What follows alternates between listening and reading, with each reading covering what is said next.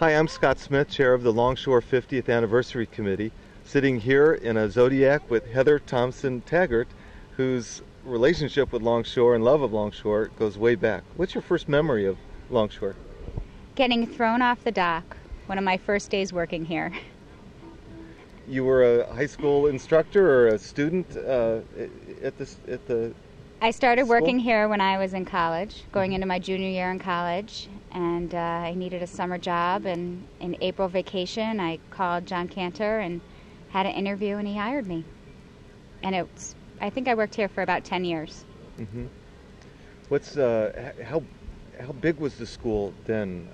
We're now looking at what I've heard is the fourth headquarters, and it seems like a big building, but at that point, were you in a cabana We weren't in the cabana, but we were in the building before this building that we called fondly the shack. And we still call this the shack, but as you can see, it is not a shack at all. It's beautiful.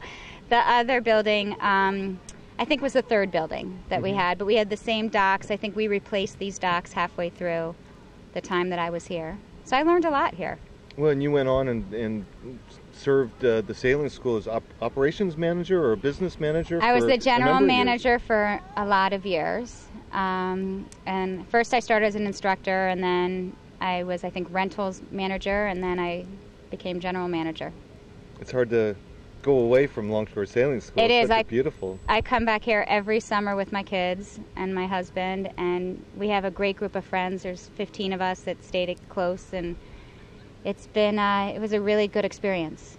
Well, there are lifelong friendships formed among instructors at the sailing school, and tonight is the 50th reunion of instructors from the 60s and the 70s, but I hear you have a very personal story about Longshore. Longshore.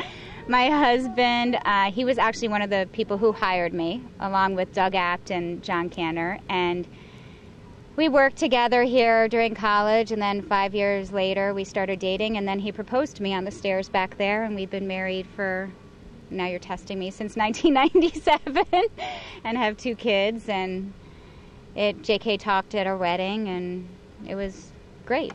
It's been fun. Will your children go to sailing school here? Well, we live in upstate New York now, but my parents still live in Westport, and my daughter's trying to convince my parents to have her stay here for 2 weeks so that she can come and take lessons. So we're thinking about that. What would Westport or Longshore be like without the sailing school a part of it? You know, it's funny you just said that, because my husband and I were saying how much we love Westport, but we couldn't imagine Westport without the water. You know, growing up here, I was born and raised here, and my parents, as I said, still live here, and the water is such a huge part of this town, and having that accessibility to all the people that live in the town and people who can come here and visit, it's priceless, I guess. You say something. Priceless, and the fact that this is a public facility, making use of the water makes it all the more special. Well, I think it's great. You know, you have people in town who can use the facility. You have people who come in here on vacation. It brings great knowledge of the area to other people who can't experience it because they're living in the city or other areas, upstate New York, all over. We've talked to a number of former instructors and alumni about the sailing schools, but not so much about the renting of sailboats. How big a part of the full operation are just the day renters and the people come to try and get out on the water? I think it's a very important part of the business.